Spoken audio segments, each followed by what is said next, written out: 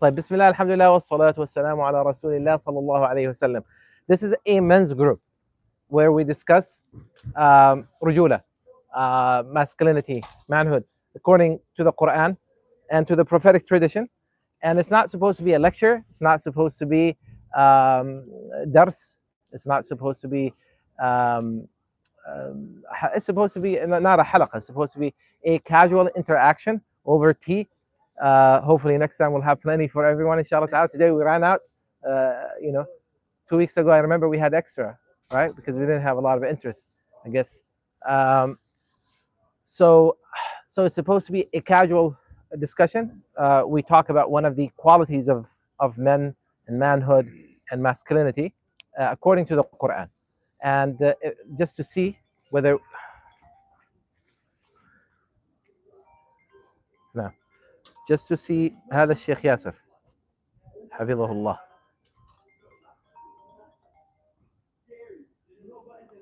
السلام عليكم ورحمة الله. Sheikh Yasser Fazaga, how are you? Sheikh Yasser Fazaga, there are a lot of people here who love you, and we're in the middle of a very interesting discussion about manhood and masculinity. But when I saw your name, I figured that we can hear maybe a quote or something from you before I let you go to sleep, Sheikh. Okay, I'm not sure who's with you, but I love the fact. Yeah, they can hear you. Go ahead. Can you give us one thing about the qualities of men according to the Quran that you find to be most interesting? You know, what's interesting is that the Quran makes a distinction between males and men, which is very telling, almost indicating that not every male necessarily turns out to be a man. And when you look into the people that were described as the helpers of Musa, or the helpers of, specifically Musa alayhi salam, or the people who stood up for Pharaoh and the pharaohs, the Quran describes them as a man. And there was the Muslim mu'min man, وقال لآل فرعون وجاء رجل من أقصى المدينة. There's a quality in that his manhood is displayed in bravery, in courage, in standing upright, and so on.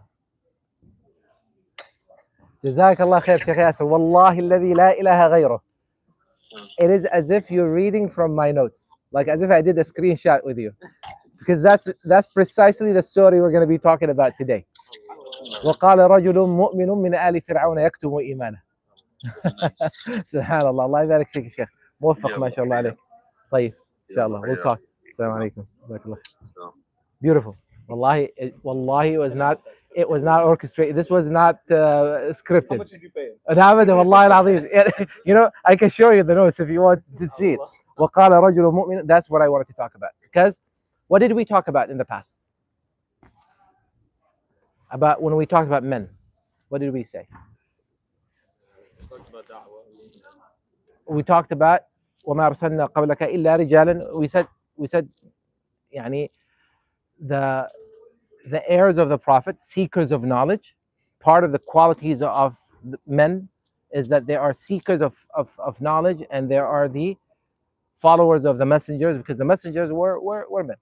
Then we talked about da'wah also being one of the responsibilities assigned to men, that men have to be in the forefront of da'wah. And we talked about how in the past, da'wah did not spread just randomly on its own, but it was actually efforts by men. Today, what I wanted to talk about is individuals.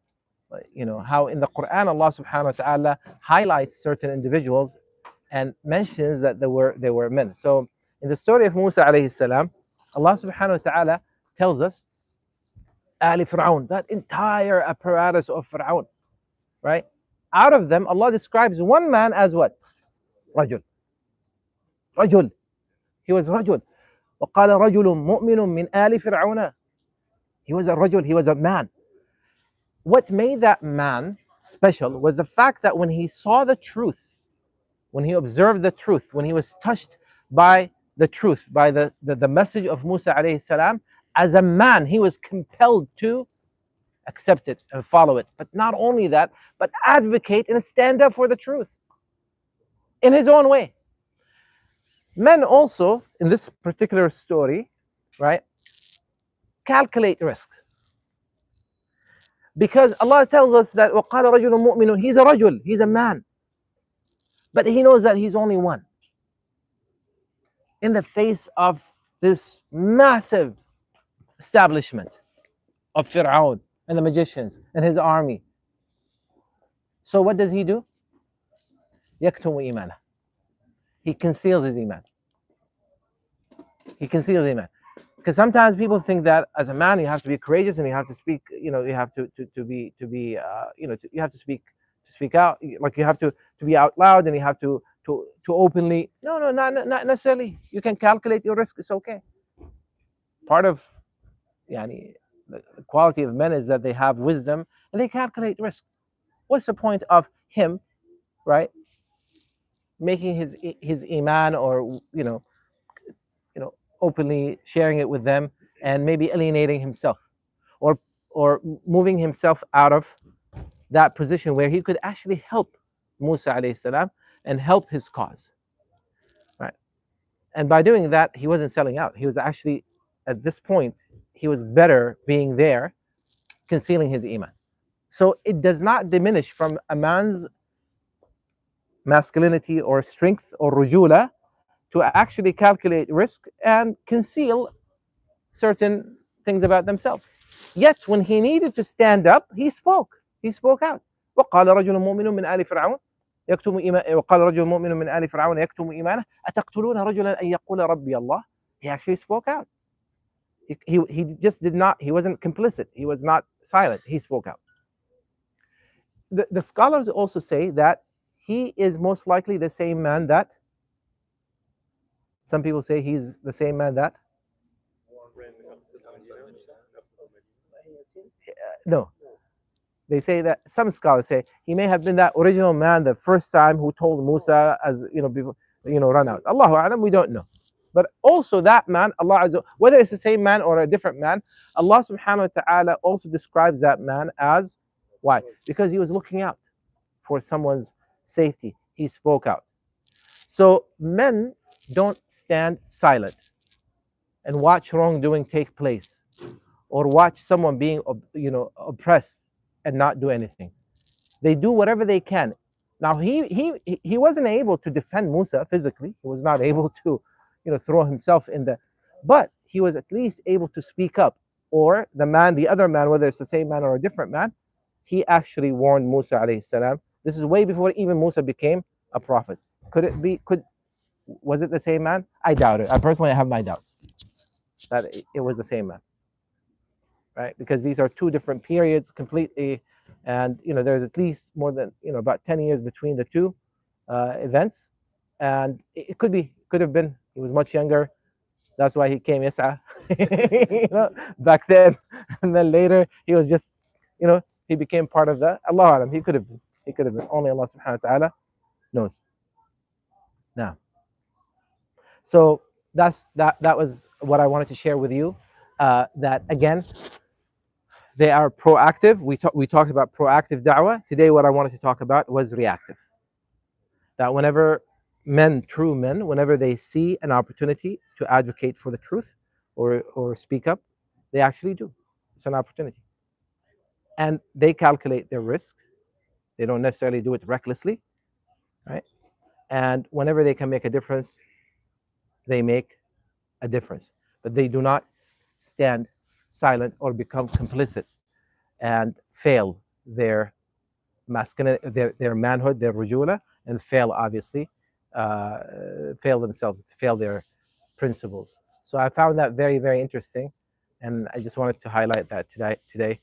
May Allah subhanahu wa ta'ala make you and I of those who listen and follow the best of what they listen to. We can reflect on this, previous lessons, or even anything else that you would like to discuss. This is again a gathering for men to talk about manhood, masculinity, challenges that we face, how sometimes it's very difficult to be a man in today's world. Sheikh Yasser, interestingly, I forwarded to him earlier a little clip, from a debate between a feminist and an anti-feminist female activist. And she asked her a question. She said, what are your plans for society when men stop taking these jobs that women are not capable of performing? She's like, what are you talking about? What jobs would women not be able to perform? So she started giving her different types of jobs that they're extremely hard and they involve high level of risks, right? She said, what are your plans for that? Like, construction, like, all kinds of things, building infrastructures. They're very, very risky jobs that if we don't have enough, men, not that no women can do it. There are some, women who do, but obviously men perform at a much higher rate or level in those areas. Like, what are we gonna do? What are your plans? She's like, I don't have a plan. So this is the problem. It's just a very um, so manhood, masculinity is indeed under attack again, due to the reaction that we have, and we imagine, like, I don't think 50 or 100 years ago the men of that time thought a time will come where it's going to become very challenging for someone to be a man. Subhanallah, I say to myself, Rasulullah Sallallahu Alaihi Wasallam, long time ago, he said, what? A time will come where one man is going to be responsible for what? 50 or, which means what? And someone might look at that and say, oh my God, that's a horrible. That's going to be the ratio. That means also, yani, men will have to basically increase their capacity to care for other, yani. So we cannot allow what is happening to happen right now. We cannot allow all these trends to make us weaker, less resilient, more fragile. We can't. And if that's the quality of the men that we have now, I'm afraid that they will have to be replaced by stronger, more resilient, men. No, that's just a random thought I wanted to share with you. Get it off my chest. May Allah Subhanahu wa Taala strengthen us. Do you want to say something? What's your name? Bahadur, mashallah. Mm. Wasn't that a character in the release Arturo movie, series? Yeah. Bahadur Bey, mashallah. Was he good or bad? We don't know. He was a chief, right? A chief of a tribe or something. Yeah. What does it mean, by the way? It means the brave person. Brave. Oh, then he was good, inshallah. Brave. So, yeah, it is Urdu. It's not. No, it's Persian, right? Yeah, but in Urdu it's the same word. Bahadur. Bahadur means brave, courageous. Like as in courageous in times of war, or courageous like meaning someone that. In general, like it's a general quality, like this man is a brave man. Inshallah, may Allah make you and I all Bahadur. Inshallah, ta'ala. Inshallah. You have that in Persian. Bahadur. Bahadur. It's the same thing. MashaAllah. Nice. Okay. Remind me of your name again. Muhammad Ish. Muhammad Munaymina. No way. Muhammad Munaymina is from Houston. Wait a minute. From Lebanon. Yes. How did you know? From Tarablis. No. Wait. Beirut. صح. Munaymina. Yeah. Because I grew up around Munaymina. Yeah, it's a big family. Okay. We gotta talk, man. Sure. Because yeah, there are at least a couple of people that have very special spot in my heart. Though we disagree on some issues. I'm not surprised. Okay, Khair, we gotta talk, man. You actually, you know, who knows? We might have a common link. MashaAllah. And who do we have here? Ahmed Ish. Munaymina. طيب. from Lebanon as So well. Ahmed ايش؟ Judy, Judy from Lebanon. which part? South side. صيدا؟ Saida. صيداوي. Yeah. Allahu Akbar. You guys just hosted Ahmed Nafis and Ahmed Al Arabi, right? And everybody was like raving. I was shocked to see that. Well, I wasn't shocked because I know Saida has, mashallah. Huh? Everybody's repeating. ما يصنع الأبطال إلا في مساجدنا الفساح. MashaAllah. Beautiful. MashaAllah. Which masjid was that? Do you know? No, I'm not sure. Hmm. Sure. MashaAllah. So many videos from that. Okay. المرة الجاية تروح على صيدا بدك جبنة بقلاوة. I just got back like 2 days ago. Oh, please tell me you brought something from Al Anwar. No, but my mom's still there, but she'll. Allah يسامحك. Now I know. There's still time. It's in my head now. Isn't it called Al Anwar? Yeah. إيه؟ ما شاء الله. I'll send the text right لا لا لا لا لا عم بمزح يا رجل لا I'm on a special diet. Yeah. Everyone, but now I will. ما شاء الله. حياك I الله. think Any I don't remember if we mentioned this last time, but one of our friends, Karim, was also here. He's back at work now. He works in the Bay, but he was here a few weeks ago before your conference when we were talking about da'wah, and he mentioned like, what are your thoughts on like starting a like da'wah workshop, like a proper da'wah workshop, like for this particular community? I know that generally speaking, that's like a good idea, but it's like, how would we go about that, Yani, or how would you go about that? أحسنت قريبا. Can we? What's up? First of all, by the way, if you want to add your name or your number to the WhatsApp group, please feel free. And Rayyan is, may Allah subhanahu wa ta'ala bless him, is the admin, so he can add you to the group. Do you mind posting it on the group, inshallah? That suggestion, inshallah. No. Who do we have there? Ahmed? Masha Ahmed, what? No, it's a discussion. Yeah, where everybody speaks. Ahmed Adam. MashaAllah. Did you try the tea? I have not. لا حول ولا قوة. Yeah, we ran out. Next time, inshallah. Because your opinion matters. أحمد الله يبارك. The cups are big, so it makes you want to. صحيح. The wrong cups. غفر الله لنا ولهم. Inshallah. We'll fix it, inshallah. Next time. Sheikh, because you mentioned reactive, we talked about proactive and you said reactive, it made me think there's like a lot of videos, obviously recently, like a lot of stuff happening that people have. I've seen a lot of debate between what's the correct reaction. Like you see Muslim students being harassed, people come try to heckle them and whatnot. أحسنت. Recently, there was a guy went to Minneapolis, it's like a famous guy. Yeah. And the mob went at him, but there was another Muslim guy that he was like, I'm defending him. We don't want anyone to be hurt. And it's like a lot of people debating back and forth. What's the correct response to people like this? أحسنت. جميل. طبعا it varies. It's depends on circumstances. It's like situational. And you have to exercise, hikmah, or use hikmah and wisdom. And as I said, you calculate the risk. You look at, again, strength does not mean you act recklessly. No, you calculate risk. You look at the situation. Even when we want to enjoin what is good or forbid what is evil, Imam Nawawi rahimahullah says that you have to know that whatever method you're going to use, first of all, whatever you're objecting to or whatever you're trying to correct is something that needs to be correct. And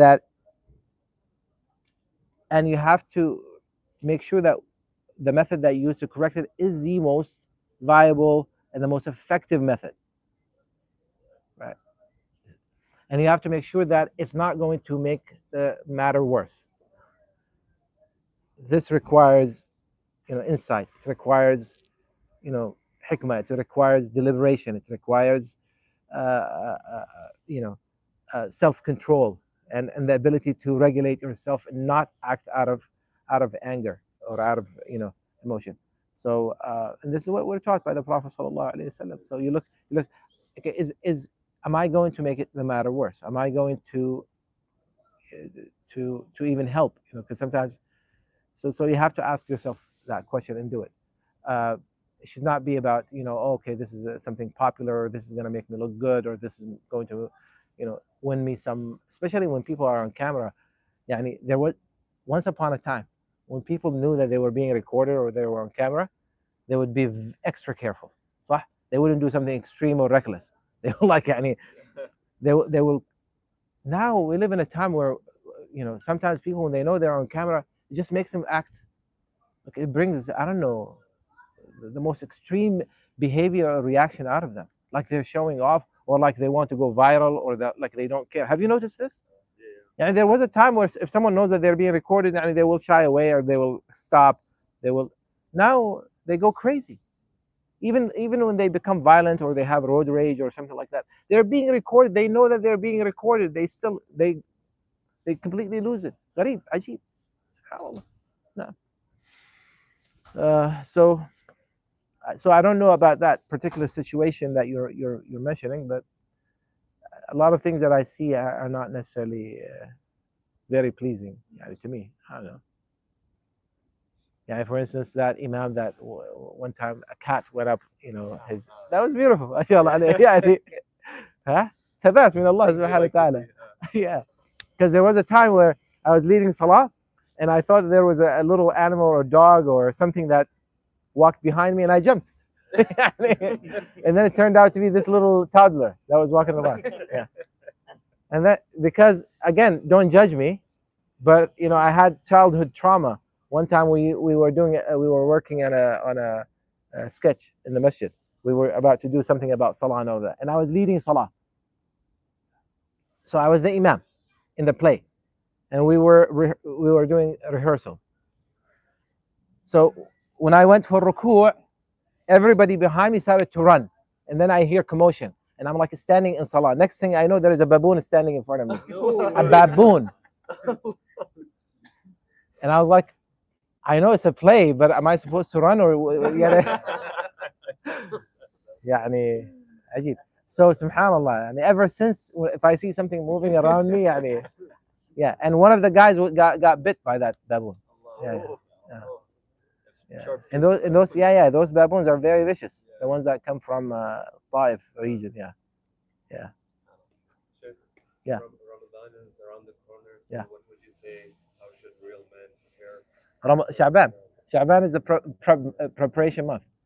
It's really, Sha'ban is, just I had notes, inshallah, that I will share, and maybe some other khatiras. It's like athletes prepare for a competition before it starts. They don't just come cold. You have to warm up.